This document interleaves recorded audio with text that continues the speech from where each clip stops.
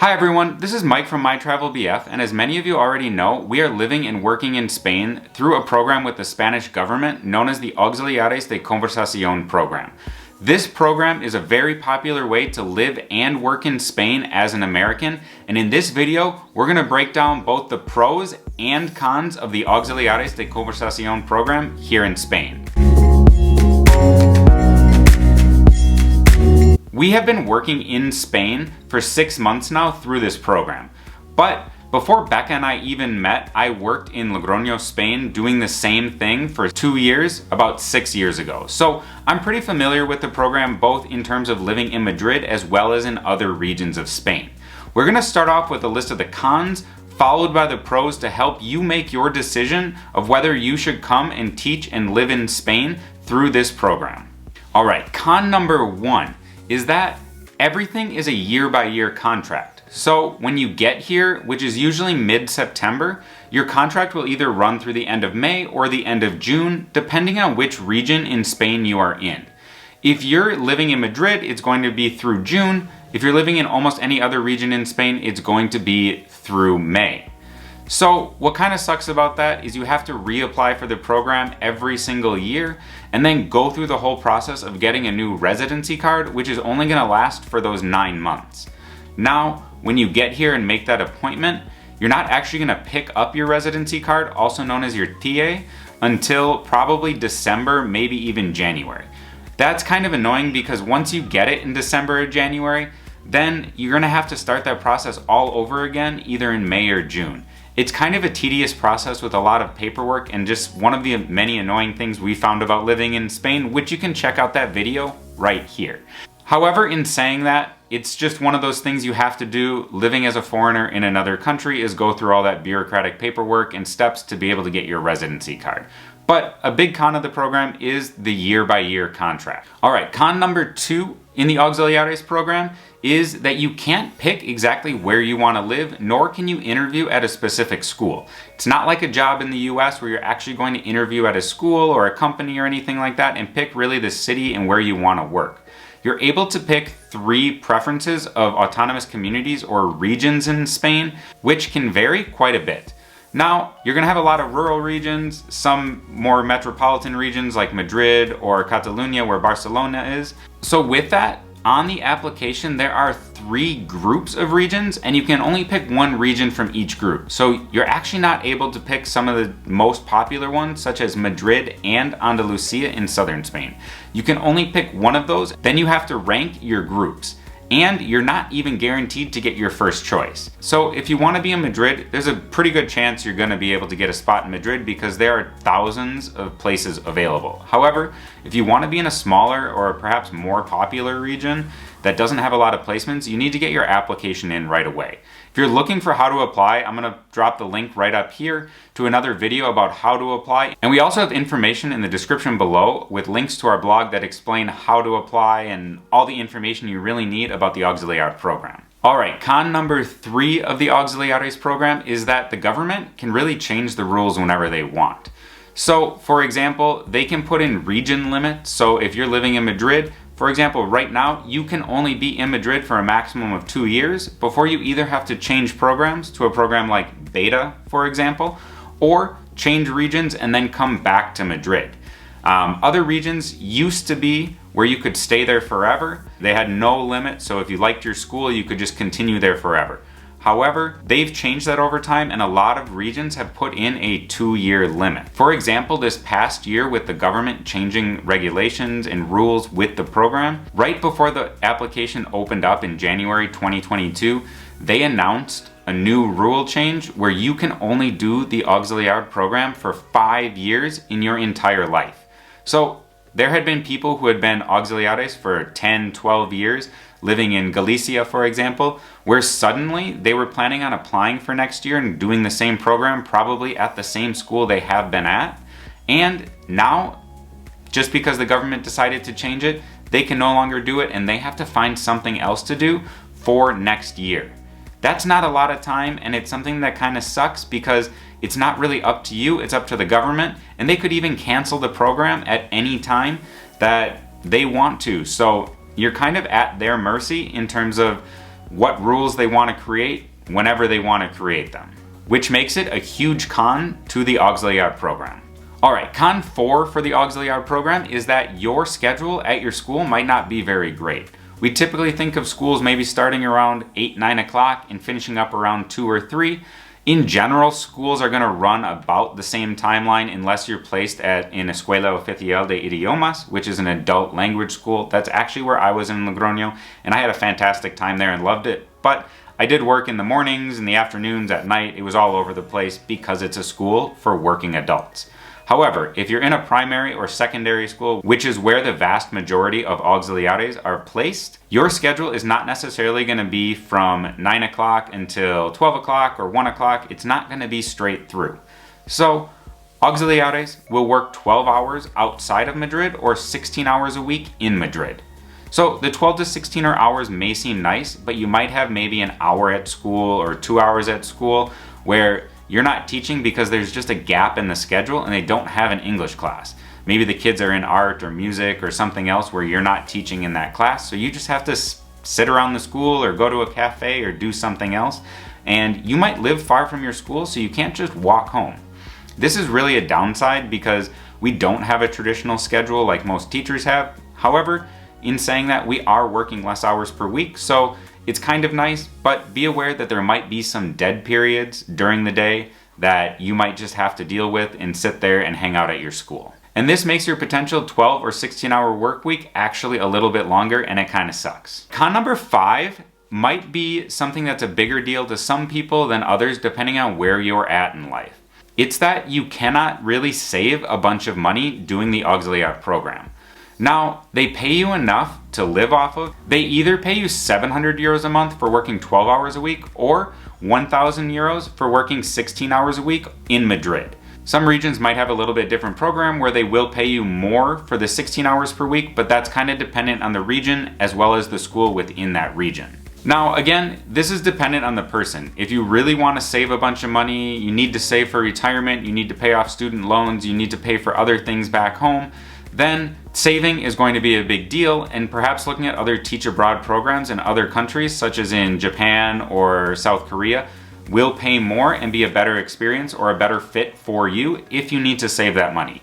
In Spain, you can make money on the side and do some other things, hustle. Some people teach online or run around teaching private classes, and that's another way to earn extra money. However, if you do really need to save a lot or have things that you need to pay for, then perhaps this program isn't the best for you because you don't really make enough money to be able to save a bunch of money away. And the final con number 6, is really dependent on your school. However, it's the communication based on your position as an Auxiliar de Conversación at your school. For example, at your school, you'll have a coordinator who's in charge of all the auxiliares, or you if you're the only auxiliar at your school. However, you'll work with a bunch of other teachers in English classes, and this is where it can get a little bit dicey. So, for example, the teachers you work with might be great at communicating and might be able to share a lot of information or your roles and responsibilities with you, and the coordinator might be hands-off. However, if an issue arises, they might not tell you directly, and they might talk to the coordinator who then talks to you at a later date if you're not even in their classes. It can really get kind of messy, to be quite honest, because the teachers aren't necessarily technically responsible for you, even though you work under them or with them on a daily basis.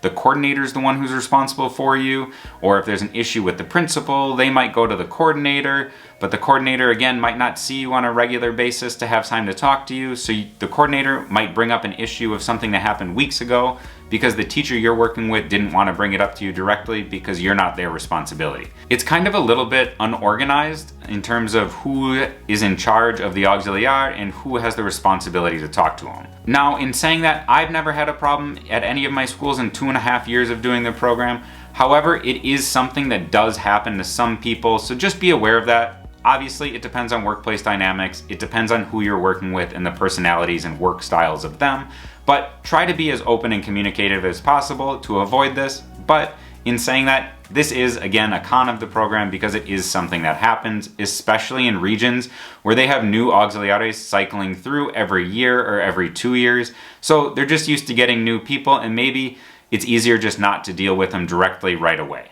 Alright, now that we've made it through the cons and you might be considering not doing the Auxiliar program, we have 6 pros on why you should do the Auxiliar program and why it's a great program for living in Spain.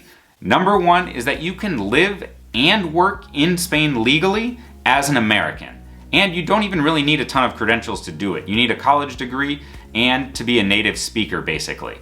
So, living and working in Spain can be difficult because you can't just pick up and move to Spain and live and work here legally. Sure, you can be on a tourist visa for 90 days, but you're technically not allowed to work. So unless you have a remote job that you can do that way, this is a great way to live here long term, at least up to 5 years, and work here, earning enough money to live. So all of that kind of ties into pro number 2, which is you don't have to be a teacher to do the program, and you actually don't need any education experience or experience working with kids.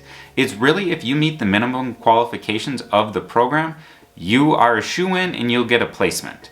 Obviously you have to pass a background check and get your visa and all of that legal stuff, but if you want to do the program, you're going to be able to do it even if you've never taught or really have worked with kids before. Now, you might not like working with kids and that might be something you figure out through the program, or if you're thinking about potentially going into education or getting your teacher's license, it's a great way to do it. That's actually something I did when I first came and did the program 2 years ago, went back to the US, got my teaching license, and am now back doing it because I really did have a good experience the first time. Now, this experience is a little bit different, but it's a great way to see if you kind of want to be a teacher, if that's something you're thinking about, and if it's not, again, it's a great way to live and work in Spain. Now on to pro number 3, which regardless if you want to be a teacher or not, it's a great way to travel around Spain and travel around Europe. You're living here, you have Europe right at your doorstep, you can go all over the place. In Spain, it's so varied and so diverse in terms of the different languages, the cultures in the different areas, and all the different cities and their beautiful architecture, as well as the landscapes. You could travel all around Spain for all 5 years you can do the program, and I don't think you would get sick of it. However, most people from the US also want to go and travel to Italy, France, Czech Republic, everywhere else in Europe, because quite frankly, if you're working in the US, you probably have maybe 1, 2, maybe 3 weeks vacation to start, and even then you're not expected to use them, which is something that sucks about the work culture in the US. So while you're living and working in Spain legally, take advantage of the long weekends, the long breaks, everything like that. You do get the full summer off, which you aren't paid for, but you get the summer off where you're able to travel and take advantage of living in Europe. You can travel everywhere, and it's something we really love about doing this program. And quite honestly, it's just one of the best things about being able to live and work in Spain is to travel and travel all the time. So related to that one, pro number 4 is that you only work 12 to 16 hours per week. So that gives you quite a bit of free time, whether you want to teach private classes at night or if you just want to pursue other things, it gives you the great option to do that, including travel. The typical work schedule, you're going to have Mondays off or Fridays off. Most auxiliars only work 4 days a week for those 12 to 16 hours. Some people who might work at a school in a village pretty far away can actually negotiate that down to 3 days a week, but it's dependent on the school. With basically a long weekend every single weekend, you are able to travel. You have 3 days off, whether it's day trips from where you are, whether it's getting to know the city you're in, or going off to further places. It's a great way to do it, and working those 12 to 16 hours a week is quite a relief, especially if you've come from working from corporate America or working 40 hours a week.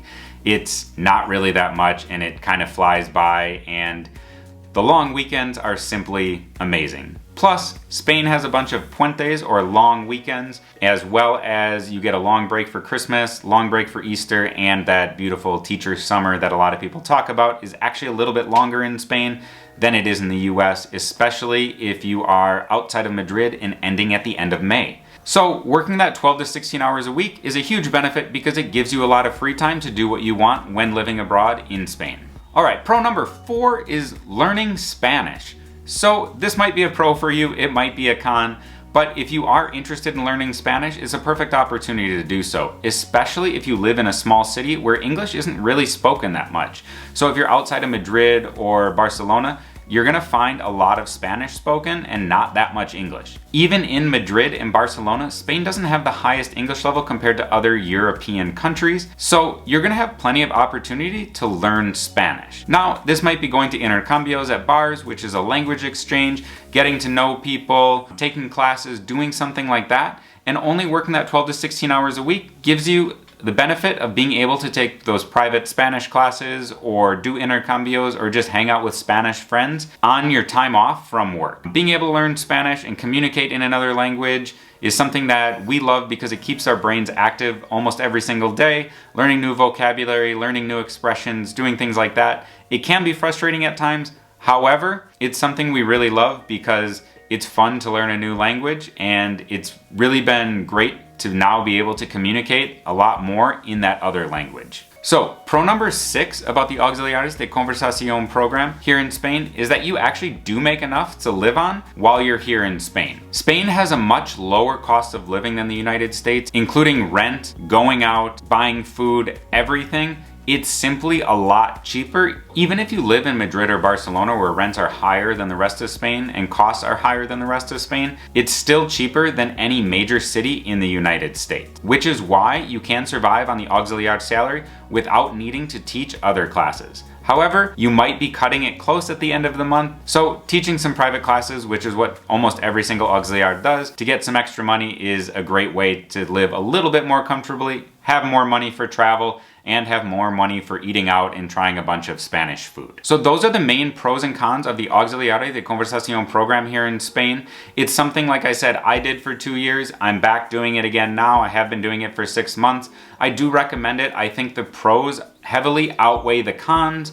Everyone's experience can be different, and obviously everyone's looking for a little bit something different in the program.